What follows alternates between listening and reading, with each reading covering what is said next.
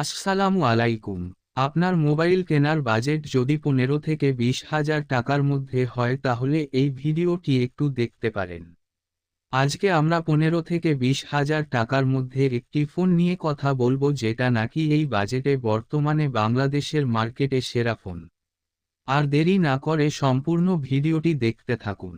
চ্যানেলে নতুন হয়ে থাকলে দয়া করে চ্যানেলটি সাবস্ক্রাইব করে দিবেন এবং পাশে থাকা বেল আইকনটি বাজিয়ে দিবেন।